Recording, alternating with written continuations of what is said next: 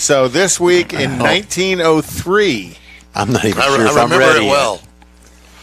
the Wright brothers, and I know this isn't much to do with wheels, other than they were bicycle guys, had their first powered flight.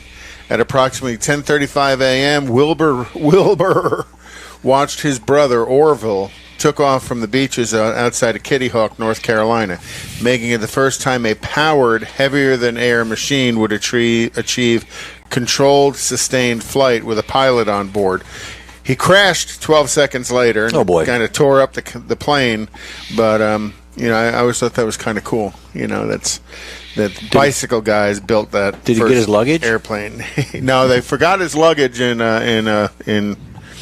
Charlotte. And then in 1949, the first Saab car. Saab's first production passenger car, the 92, began rolling off the Trottenholen. Trollholden, whatever it is. Assembly plant. That was a two-stroke car. Yeah. A lot of the early Saabs were two-stroke, so you had to fill it up with gas and oil at the same time. And then in 1972, the final lunar rover vehicle was left on the moon. Another $1 million thing from the government, that they built 3 of them, left all 3 of them up there on the moon. And, kind of a shout out to Buzz. It was an EV. It was a pure EV. And it was Apollo 17 was the last flight. Apollo 17 was the last. Can you imagine what those things are going to look like and be worth it? Talk about a barn find when you go back up there and retrieve it and bring it back. Well, and I think it still has solar panels to recharge itself, so it's been sitting up there recharging all this time. So by now, after, 35, 40 years, it may have fully recharged itself. Talk about range anxiety. Range anxiety on the moon, and it only went 20.1 kilometers per day. And they left and abandoned it on the moon. Okay. In 1989, Roger and Me debuted amid record profits in the 1980s for General Motors. Back before she got in charge, a series of decisions approved by General Motors CEO Roger Smith, who was another dirtbag, led to the closing of several GM plants in Flint, Michigan. Now, you were up there back then, weren't you? Mm-hmm. As they closed Flint and basically devastated Flint as a community.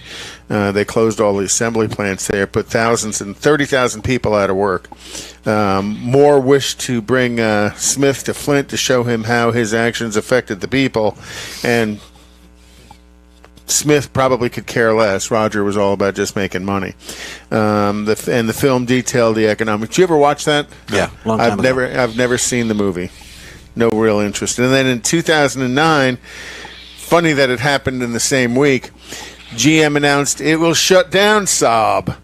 Despite GM's involvement, Saab faced financial challenges in the 2000s. General Motors, worthless car. Worthless. Cool little car. Did you ever drive one? Yes, I did. It was weird, and it was ugly, and it was just nothing redeeming about it whatsoever, in my opinion.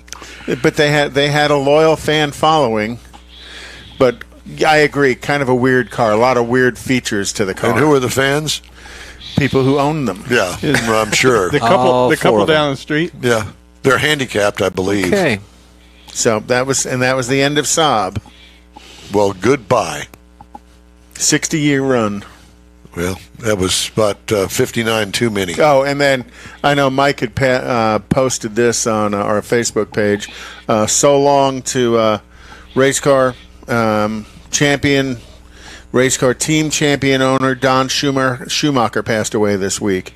A great loss to motorsports. Yeah, I remember back when he got into drag racing on the national scale back in the 70s, and he was that was back in the match racing days, and he was a big player in all of that back then.